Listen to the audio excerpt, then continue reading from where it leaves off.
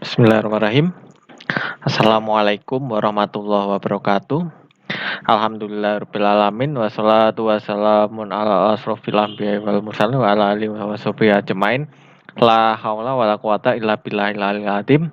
Alhamdulillah kita hari ini dapat mengikuti kuliah kembali pada hari Selasa tanggal 9 Februari 2021 pada mata kuliah metode statistik. Ya. Kemarin kita telah mempelajari tentang persebaran data dan pemusatan data dan penyajian data. Ya. Silakan aplikasinya disimpan dan dipelajari lagi, nanti insya Allah dipakai pada waktu ujian. Oke. Selanjutnya kita akan mempelajari tentang kelanjutan dari pemusatan dan penyebaran data, yaitu distribusi normal. Apa itu distribusi normal? Mari kita lihat. Oke, lanjut. Distribusi normal adalah distribusi probabilitas yang terpenting dalam statistik, ya. Yaitu yang terpenting yaitu distribusi normal atau Gaussian. Ya, jenis variabel acak kontinu, ya. Ini manfaatnya digunakan untuk menjelaskan fenomena alam, ya, industri, perdagangan, tingkat pendapatan masyarakat dan sebagainya. Ya. Kemudian berikutnya adalah fungsi rapat probabilitas random, ya, atau acak dengan min. Min itu adalah rata-rata, tandanya mu. Kemudian variasi, ya. Variasi itu tandanya ini. Tandanya seperti ini, ya. Yang memiliki distribusi normal. Kemudian ya. N, X, mu, ya. Kemudian standar deviasi, ya, ini namanya standar deviasi sama dengan 1/akar 2 kali pi kali standar deviasi dikali E pangkat negatif 1/2 kali standar deviasi kuadrat dikali X min rata-rata dalam kurung kuadrat, ya. Probabilitas ini dinyatakan sebagai P antara X lebih dari A dan X kurang dari B, ya. Di mana mu adalah min, deviasi standar, kemudian pi sama dengan 3,14159 dan E nilainya ini, ya. Silakan Anda hitung memakai Excel atau kalkulator. Oke, next. Ya. Bentuk grafik distribusi normal ini adalah seperti ini, ya. Grafik distribusi normal di mana standar deviasinya ini, ya, adalah nilai tengah dari ini, ya, di tengah. Semakin tinggi standar deviasinya berarti dia ragamnya semakin banyak, ya. Kemudian ini adalah X. Oke. Kemudian sifat distribusi normal. Ya. Contoh variabel random yang memiliki distribusi normal, misalkan distribusi error dalam pengukuran, ya. Kemudian pengukuran dalam meteorologi, kemudian pengukuran curah hujan, kemudian sebagai pendekatan bagi distribusi binomial dan distribusi hipergeometrik dan lain-lain. Ya, nanti ini sangat bermanfaat sekali untuk aktuaria, ya, yaitu tentang nanti kita mempelajari tentang bagaimana cara memprediksi sesuatu. Ya. Nah, masih pada sifat-sifat distribusi normal, ya, di mana min atau rata-rata tandanya mu, kemudian varian ya. Varian itu merupakan standar deviasi kuadrat. Kemudian standar deviasi, kemudian koefisien momen kemiringan ini A3, alfa 3. Kemudian koefisien momen kurtois alfa 4 sama dengan 3. Kemudian deviasi min ya seperti ini.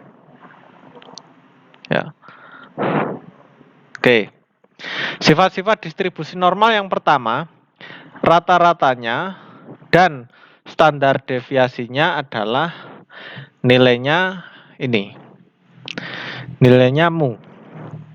Kemudian mode atau nilai yang paling banyak terjadi di mu atau rata-rata.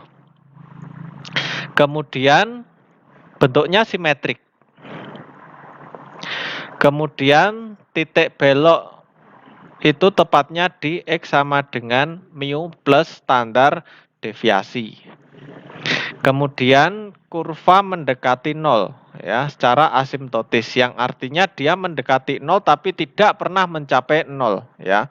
Jadi semakin X jauh dari X sama dengan rata-rata. Kemudian total luasnya adalah 1. Jadi dari grafik distribusi normal ya, ini luas maksimalnya adalah 1.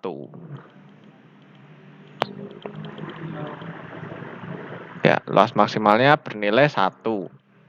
Oke. Kemudian bentuk distribusi normal ditentukan oleh rata-rata, ini rata-rata dan standar deviasi ya. Misalkan kalau rata-rata antara grafik yang satu dengan grafik yang lain sama, maka hasilnya seperti ini, tepat di tengah ya. Kemudian ini standar deviasinya yang satu ya. Ini lebih dari standar deviasinya 2. Oke, kemudian yang satunya ini juga apabila rata-rata 1 ini kurang dari rata-rata 2. Nah, ini juga. Oke. Kemudian ciri distribusi normal, nilai min, median, dan modus adalah sama ya. Kemudian kurvanya simetris. Ya, kalau tidak simetris berarti dia bukan distribusi normal. Kemudian asimptotik, ya, fungsi yang dibatasi oleh fungsi n anggota n yang cukup besar. Kemudian luas daerah yang terletak di bawah kurva dan di atas garis mendatar itu sama dengan 1, seperti yang saya jelaskan tadi. Oke. Kemudian keluarga distribusi normal. Ini saya jelaskan, semakin besar nilai dari standar deviasi, maka kurva akan semakin landai. Nah, dan semakin kecil nilai standar deviasi, maka kurva akan semakin lancip. Ya, nanti bisa Anda lihat pada ini. Ya, ini jadi yang satu ini standar deviasinya semakin besar, kurvanya landai. Ini semakin lancip. Oke. Kemudian luas di bawah kurva dan probabilitas. Ya. Ya. Nah, ini P X antara X1 dan X2 atau boleh dibaca X lebih dari X1 dan kurang dari X2, maka probabilitas variabel random X memiliki nilai antara X1 dan X2. Kemudian P X lebih dari X1 dan X kurang dari X2, maka luas di bawah kurva normal antara X sama dengan X1 dan X sama dengan X2. Ya, seperti ini. Ya. Ini probabilitas variabel random X, nilai antaranya X1 dan X2 seperti gambar yang diarsir ya. Kemudian luasnya di bawah kurva normal ya, antara X1 sama X2. Ya, ini nanti X1 sama X2 ini sebagai Z. Luas di bawah kurva probabilitas ya. Oleh karena perhitungan integral normal tersebut sulit, maka disusunlah tabel nilai rapat probabilitas. Akan tapi karena nilai rapat probabilitas tergantung pada rata-rata dan standar deviasi, maka sangat tidak mungkin untuk mentabelkan semua nilai rata-rata dan standar deviasi. Jadi nilai rata-rata dan standar deviasi itu tidak bisa kita tabelkan semua. Juga Z itu juga tidak bisa kita tabelkan semua. Oke. Kurva distribusi normal standar ya. Dengan mu atau rata-rata sama dengan 0 dan standar deviasi sama dengan 1 ya. Transformasi kurva distribusi normal standar ya, X dikurangi mu per standar deviasi mematakan distribusi normal menjadi distribusi normal standar. Sebab distribusi normal dengan variabel Z ini rata-ratanya 0 dan standar deviasinya 1. Nah, dalam artian transformasi ini juga luas di bawah kurvanya, yang artinya ya, luas di bawah kurva distribusi normal di antara X1 dan X2 sama dengan luas di bawah kurva distribusi normal standar antara Z1 dengan Z2. Jadi ini X ini sebagai Z atau kita samakan dengan Z. Ya. Ya. Ya, dalam artian seperti ini, dengan Z1 sama dengan X1 min rata-rata per standar deviasi dan Z2 sama dengan X2 dikurangi mu per standar deviasi. Sehingga cukup dibuat tabel distribusi standar kumulatif saja ya. Ya, Z ini dipengaruhi oleh nilai X1 dan X2 ya. Jadi nilai Z sangat tergantung dengan nilai X, kemudian nilai rata-rata, kemudian nilai standar deviasi. Ya, ini tabel distribusi normal standar kumulatif ya. Ini tabel distribusi normal klasik. Bisa yang punya silakan dibuka tabelnya. Kemudian yang mungkin belum punya, nanti silahkan download di Play Store. Ya, ini Z-tabel ya. Anda bisa download Z-tabel. Kemudian nanti silahkan pilih Z-nya ini lebih dari atau kurang dari ya. Kalau less than ini nanti yang kurang dari, kalau greater than ini yang lebih dari. Ya. Contoh, pergunakanlah tabel distribusi normal standar untuk menghitung luas daerah di sebelah kanan Z 1,84 ya. Kalau di sebelah kanan yang terlihat seperti pada grafik itu berarti dia ukurannya semakin besar ya. Kalau di sebelah kiri berarti dia semakin kecil atau kurang dari ya. Berarti PZ lebih dari 1,84 ya. Caranya bisa langsung kita pakai tabel distribusi dari Play Store yang setelah Anda download. Ya. Ini mau. Ya, ini ya. Misalkan 1,84 berarti Anda pilih yang 1,8. Kemudian belakangnya berapa? 4. Ya, berarti Anda pilih ini 0,9712. Jadi ini langsung ketemu jawabannya. Ya. Ini yang lebih dari. Bentar. Ini yang yang lebih dari ini. 1,84 ya. 1,84 yang lebih dari ini. 0,0 3288.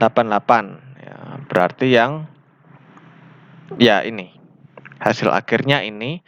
Juga bisa Anda lihat pakai yang kurang dari, cuman caranya agak lama ya. 1 dikurangi PZ kurang dari 1,84 sama dengan 1 min hasilnya yang tadi ya 0,96.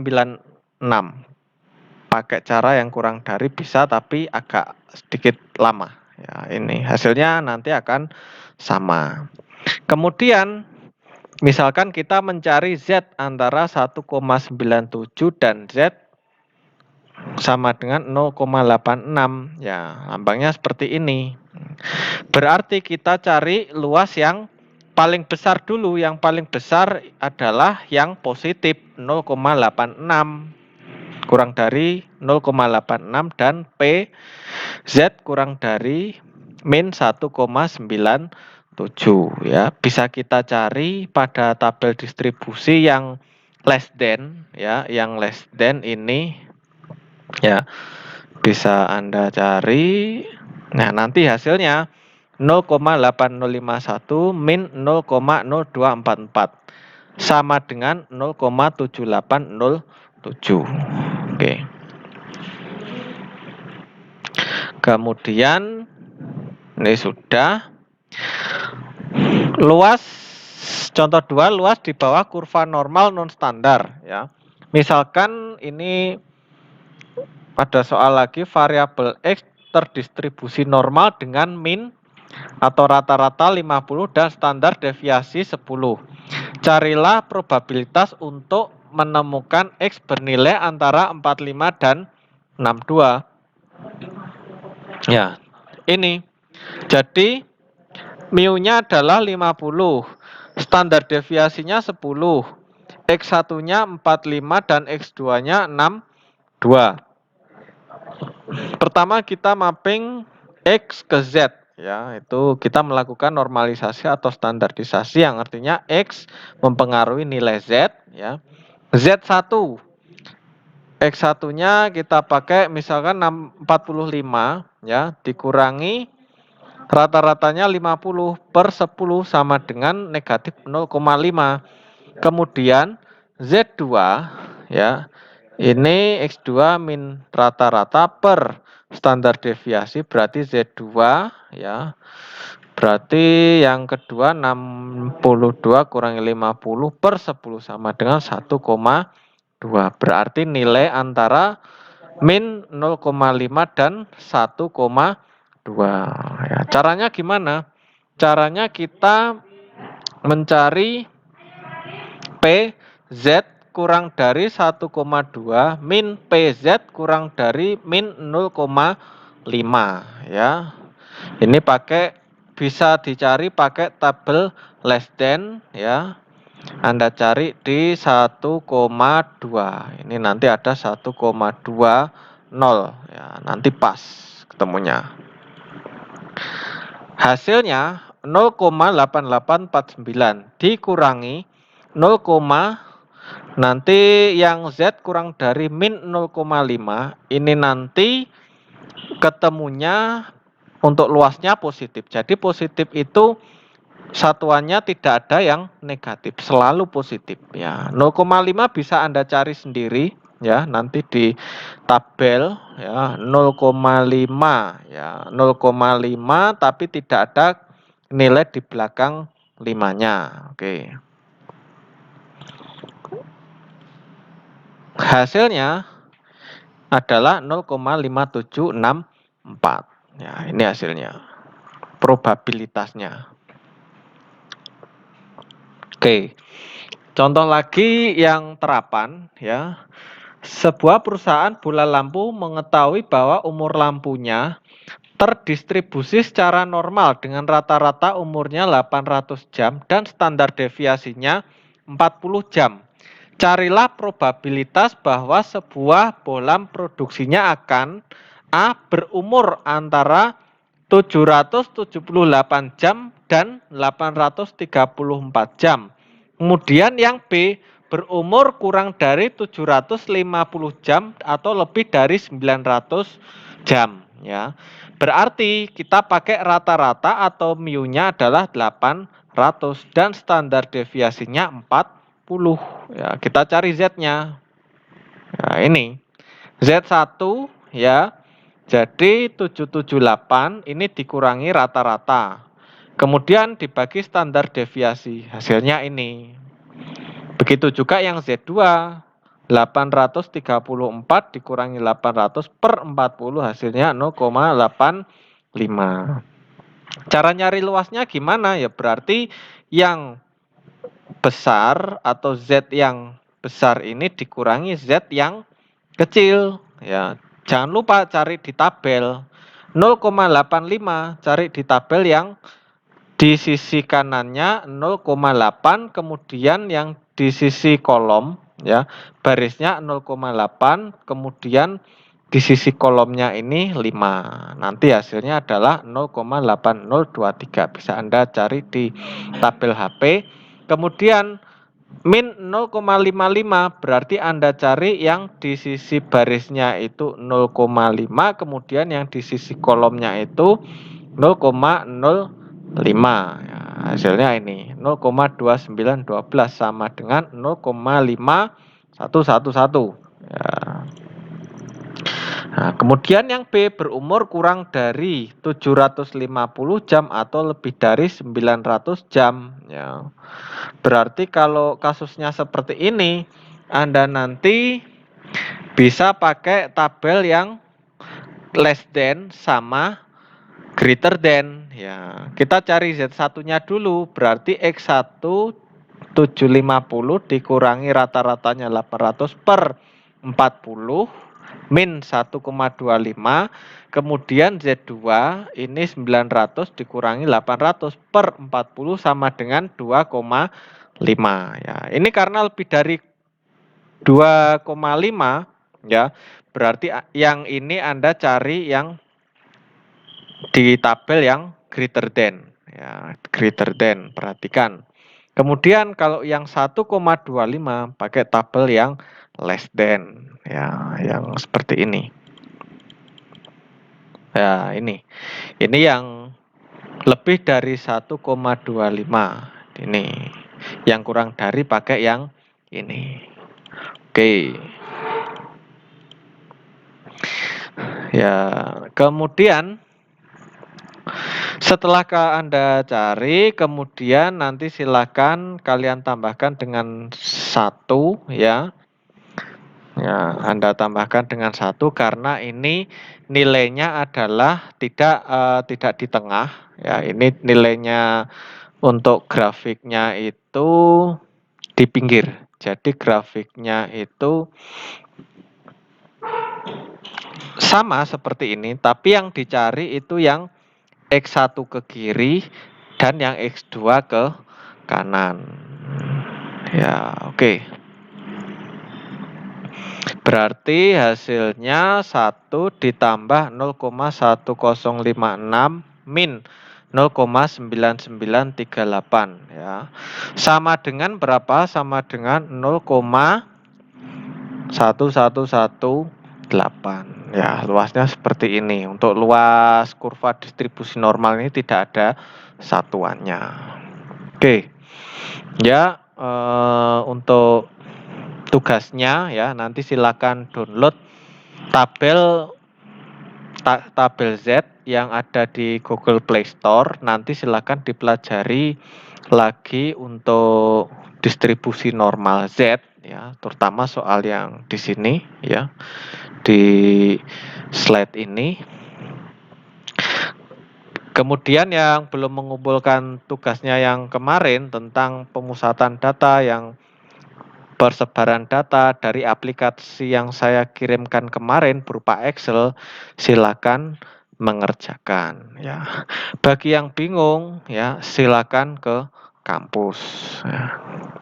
Oke. Sementara itu dulu kuliah dari saya. Ada kurang lebihnya mohon maaf. Wabillahi taufik wal hidayah. Wassalamualaikum warahmatullahi wabarakatuh.